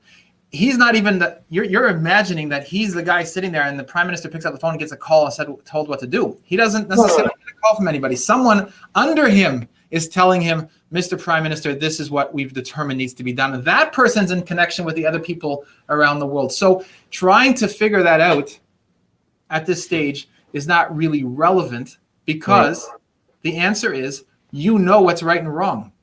You know what's right and wrong. And if you just stick to that, you could just be a normal human being on your own without even understanding. And by the way, it's very important because people get caught up in these who's giving the orders and stuff like that. I said at the beginning, you said, who are the people? I said, who the people are is not really relevant for the facts of my day-to-day life of understanding. I need to live like a normal human being. I'm going to live like a normal human being, and this is how I'm going to do it. We could talk about it, but we could have conjecture about it. We can look for links and traces and so forth, and we can read the publications coming out of Davos, the World Economic Forum. There, you just have to read their materials. There's nothing secret. Sure. But it's not, the key is, again, we've got to keep it down to the simplest human level. The simplest human level is know who you are, like you said at the beginning, who we really are, and live with that front and center. Who we are, where we come from, where we're going, and we will be victorious, regardless of exactly who's funding it and exactly who's benefiting from this and how they're benefiting from it. They're not really benefiting from it financially. They're benefiting from a religious commitment to see a world plunged into darkness and not knowing God. That's what gives them, God forbid, their sipuk. That's what gives them their religious satisfaction. That's what it's about. It's a philosophical religious commitment to darkness. It's not the people who are making the money and getting the honor and getting the control. Those people are not the real thinkers behind this. Those people they're rushing to get the money. They're rushing to get the power and their honor because that's what drives them. They're like simpletons. The people who are driven by money, honor, and power are simpletons. The people that really understand are the people that are driven by a religious fervor for a destruction of God's plan and trying to make war against God. It's a religious battle in their minds. They're not interested in the money or the power or the honor. That's why you don't know who they are, and they don't publicize their names because they're not interested in that. And that some of them could be very poor people. You know, there's been secret societies that have been exposed. There was a major crackdown. I can't remember when it was, in the 80s or something like that, in Italy. It was NATO generals. There was all kinds of people who were spying for the Russians and mafia leaders and NATO generals and all kinds of government officials and so forth in it. And the guy who was the head of it was a shoemaker running a simple shoe shop in a simple street on the side of a place in somewhere in Italy. So that's why you don't spend time looking for the people, because and if you find them, if great. If you intercept something and you want to say this is the guy, this is the name of the shoemaker, as the Italian services were able to locate this particular guy, but he's only one of probably hundreds of people like that running different rings. So that's why we have to focus on the principles and identify by their actions and not by our belief. People walk around saying, oh, the prime minister, he would never do, he's such a pro-Israel person, he's so pro this, he would never do anything to hurt the Jewish people. I don't, that's conjecture. Yeah. What he's done in the past, it's what motivated him in the past is conjecture. All we look at right now is what is he actually doing? The destruction of people's lives, the destruction of people's businesses, the destruction of the family, the destruction of people's health, the destruction of spiritual service of God Almighty. That is the only thing that we look at. And we see a person doing that, we know that he's terribly misguided. And we don't have to spend any time talking about him because what he says and does is irrelevant. Mm-hmm. It's totally irrelevant, and he's going to watch this, and his people in his departments of information gathering are going to watch this. They're going to analyze this, and the fact of the matter is, guys, you're all on the losing side. You're all on the losing side. Every one of you who's watching this is on the losing side of a grasp for power that is not possible. You cannot control humanity. You cannot control the millions of good Jews and the millions of good Arabs and Bedouins and Druze and Christians and Ethiopians and immigrants in Israel. You cannot. You're fooling yourselves, and you're going to hurt a lot of people in trying to do that. And you're going to try to increase your ranks in these agencies that you work for, and you're going to sit around figuring out plans, and you're going to send phony opposition, and you're going to try to discredit people in the media. You're just wasting your time. Go retire right now. Get yourself a little farm and a esrog tree or something like that, and live a normal life, and stop trying to advance yourself for the honor, the glory, the power, the money of what you're doing. You're on the losing side. You really believe that you're going to succeed in defeating the knowledge of God from the world and plunging the world to darkness? You're not. So get off the train. You're the ones that are in trouble. You're the ones that are suffering. The people that are watching this and analyzing this and reporting up the chain as to what's being said by such and such a show and such a rabbi. It's sad. It's sad to watch how you spend your lives. You need to have the spark of humanity and divinity inside you re-sparked. So you stop advancing this type of control over other people and trying to fearmonger and pretend that there's some danger and therefore that you have to, everyone has to comply with your orders. You're going to be the first ones that are going to be eliminated, because when they really take over, God forbid, if they ever succeed, they're going to take out all the people that help them get into power because they don't trust you. You think that you're an intelligence officer in an intelligence agency. No one trusts you in that agency, because you don't have what it takes to become the ruthless murderer that these intelligence agencies become when there's a revolution, a Marxist revolution. You're fooling yourself to think you're going to stay there with your pension and you're going to get, those are the people, you're the type of people that get eliminated, God forbid. Or if you become so ruthless that you become one of the real dictators, after it all falls down, you get put on trial like the Nazis were put on trial in the Nuremberg trials. That's what's going to happen. Justice will be served. So get out of this now. Everyone in the intelligence services should say no. They're not going to participate in it anymore. All the police officers and police forces in the army, no, we will not enforce these. This is not what we're here for. We're here to defend the Jewish people and the Arabs and the Bedouin and the Druze and to live in the land of Israel from people that come and take away their liberty, from terrorists. We're here to defend them from people that want to steal from them. We're not here to become the enforcers of a campaign to control humanity. Resign your positions. Refuse the orders. No, we're not doing that. And that's what happened in New York City. In New York City, the New York Police Department said, we're not going to enforce the orders to chase people down for not wearing masks. Be heroes. Have somebody tell your grandchildren about it. Hang on. Please elaborate on that. I mean, every word you just said is amazing, is great. But I didn't know that the New York police force. Please just explain to us what happened in New York regarding these police force and the masks. I didn't know that. The rank and file police officers of the New York Police Department, New York City Police Department, do not want to be involved in harassing citizens over public health orders. They refuse. And what happened is that because of that, the mayor of New York had to turn to something called the New York City Sheriff's Department, which is a very small, almost irrelevant force. It was irrelevant. It serves like warrants and serves garnishments and things like that. Very, very minor, kind of has overlapping jurisdiction, but has no real day-to-day interaction with the people. And because it doesn't have day-to-day interaction with the people, then they don't have any connection to the people they're patrolling. They just follow orders. So they're the ones going around shutting down the synagogue, shutting down the schools, shutting down the wedding halls, giving out the tickets, manning the checkpoints at the entrances to the city to check people if they are coming from a place that's supposedly a red zone. It's these sheriff's officers, but they're not part of the New York City Police Department. They're a separate law enforcement agency. But it shows you the heroes in the New York City Police Department, they don't want to do this. And some of the people even resigned because they don't want to be involved in this type of campaign against humanity.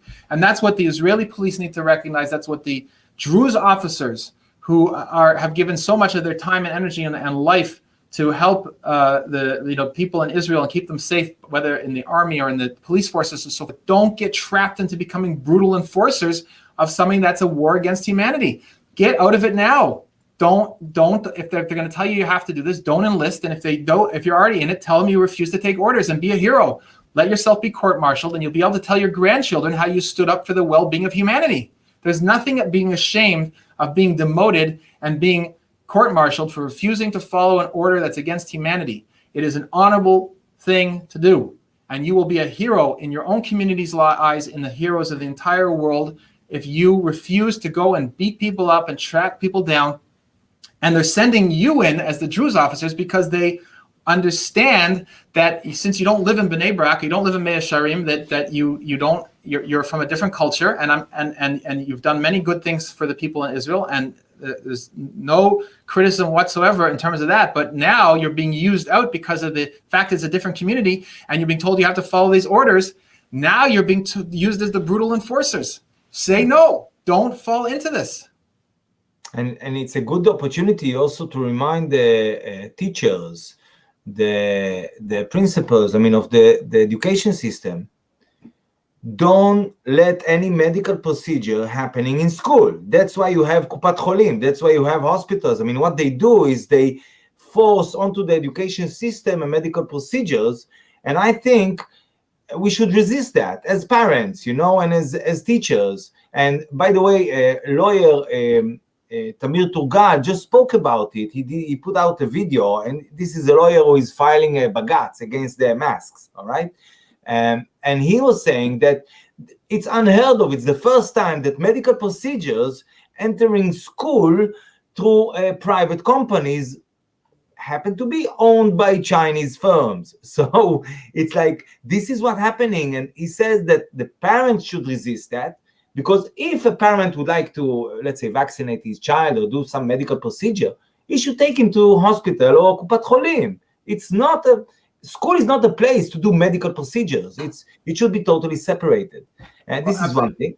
Absolutely. I just want to say, one of the things they're trying to do in New York's now is that the governor is saying that Governor of New York wants to bypass all the usual chains of vaccination, which is the doctors and so forth, and just create an army of people to, whether he means the United States Army or the National Guard or some sort of new army he's going to create to vaccinate people. And the reason is for exactly the reasons that we're talking about. When you have personal relationships with people, then you will try to help them. And a doctor might say to people, he'll sign off something. Maybe he'll tell people don't take the vaccine. Maybe he'll be concerned himself. So they want to bypass all the doctors. They want to bypass all the people that have personal connection. This is what they did in Hungary in the 1956 uprising, when the Hungarian soldiers refused orders to be able to go ahead and crush the uprising against the communists. The Soviet Union brought in troops from Mongolia who did not have any connection to the people. They were given orders to drive their tanks over the people, and they did it because they had no personal connection to the people that they were killing.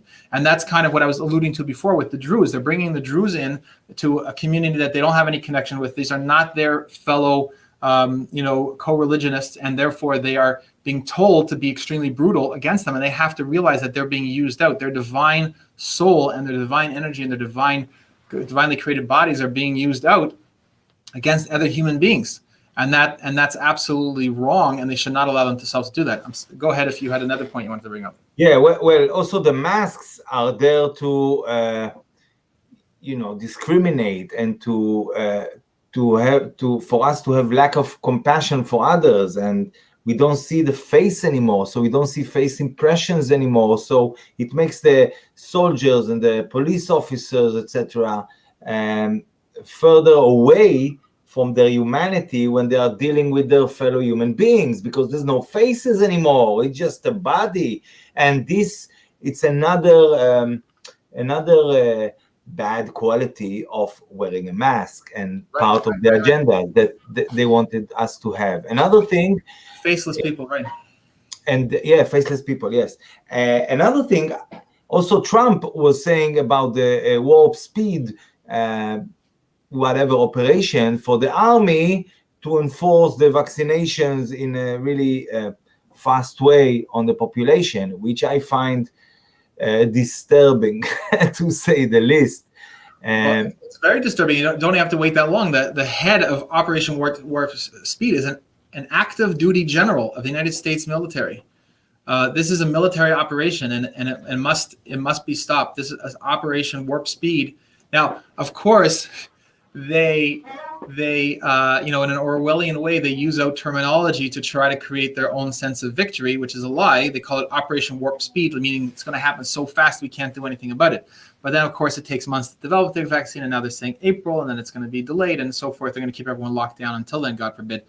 But you can't have a military operation operating on civilian soil and with civilians, and whether they recruit new people for these kind of adjunct, like they call them in Israel, they call it the Home Front Command and so forth. These different, I think they have the Shuad Leumi. You have all these like people working on the home front where they're not actually weaponized soldiers, but they're kind of taking care of civil things and making people can get access to bomb shelters and this kind of stuff. That's the kind of forces that they may try to use, but it's under military command, Sure. and that's unacceptable, to say the least. I mean, and this is, I mean, when Trump says something like this, in a way, he's not on my side, you know, and not your side, and not anyone's side. And it goes the same for Bibi and other presidents or prime ministers. Another thing is, I heard that Denmark actually managed, at least that's the rumor I got. I don't know how true it is. That's why I'm asking if you heard something about the fact that Denmark managed to overthrow the corona law. So they do not accept the corona law. And as far as I understand, for 1 week in a row, nonstop, every day, the people of Denmark were banging pots and pans to just say no, make some noise in a way. And the government just realized they cannot do it. Now, I don't know how true it is. I don't know if it's true, if it's based on facts. I know a woman said it. I know it was sometimes on TV in Denmark, but I'm not sure how true it is. Have you heard something about that? I haven't, but this is where I encourage you to research it and bring it to your listeners' attention. I will, because and even if it's not true, it's still something that could be done and should be done. exactly, especially when we speak about hope or some actions that can give us hope. Yeah, I mean, I have so many things to ask you, but we can keep also stuff for later time, and hopefully we will have other later times.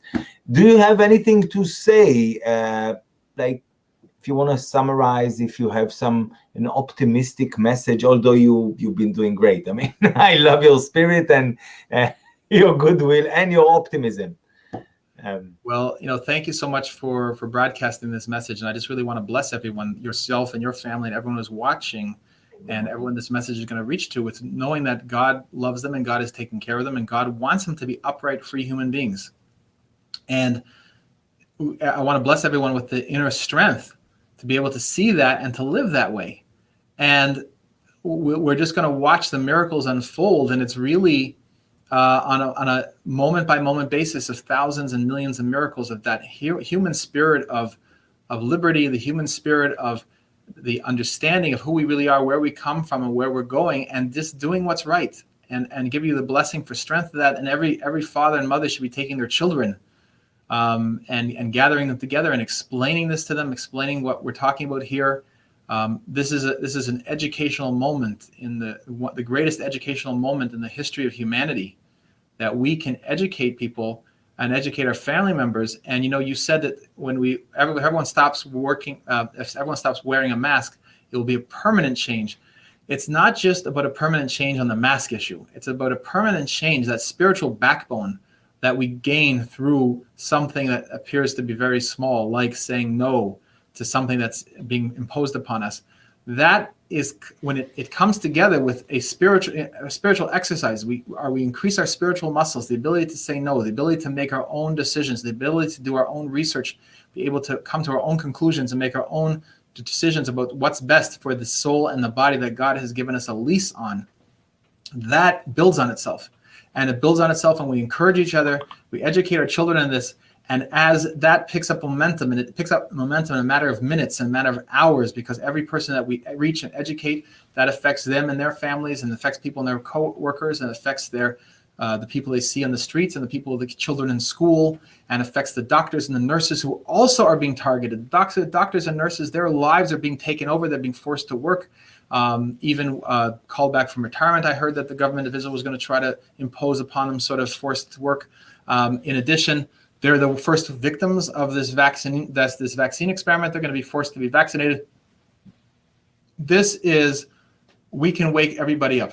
And what I want to give everyone the blessing is also the recognition to see every human being for who they really are. Look past that maskless face. Look past that person who's terrified of his own shadow, who's trying to rule over other people. Don't spend any time getting all worked up about how that person is a terrible person and he said this and he said that, because he's just a scared person. He's just a terrified person. He's just a person that is afraid of being exposed. He's afraid of losing control, and all the people that work for him are also. And So just focus on that. Realize that he's just scared. He's just acting out of fear. Yeah. And whoever he owes things to, and whoever his allegiance is to, that doesn't really matter. It matters that he's incompetent to be able to be a leader, because he's a scared man, and a scared man cannot be a leader. So this is the blessing, that we open up our eyes and we become the leaders, each one of us. It's not about me becoming the new leader, or Shai, you becoming the new leader. We are each individual leaders, but we are inspiring 8 billion co-leaders. Yes. Who are going to all be leaders, and that's going to be the permanent change. When we take responsibility for our own lives, when we take responsibility for our own well-being, and we liberate the people that the governments are trying to take over right now, and we liberate all the people who are living in slavery in places like China and Russia and North Korea and Vietnam and Cuba and all these other places where they are already in fully entrenched states of slavery for decades. Our job is to expand it. Not just to save ourselves. Our job is to expand it into all the people of Israel, all the people of the world, and then say, no, we're not willing to negotiate deals with these other countries. We want every single human being freed, because their leadership is also cowardly and terrified and weak and spiritually vacant human beings. And the people need to be given the inspiration, and they have it already. They're going to look at us, and they're going to see, and they're going to thank what we're doing, because it's going to give them the inspiration to say no to the terror that reigns over them in every place that they are. And that's really the blessing that we are by what we do is a blessing to the entire world, because we are sparking hope. We are sparking the spirit of humanity, the divine spirit of humanity, to show up in every place and to bring that light back into humanity. And that is the redemption of the world. So we should experience it completely and finally, immediately. It should happen right now. Amen. I can only say amen to that. Thank you very much, Rabbi Yitzchok Dovid Smith. I hope to chat with you once more. Thank you very much. All the best. Shema Yisrael, Adonai Elokeinu, Adonai Echad. Amen. Thank you, Shai. Thank you. Thank you.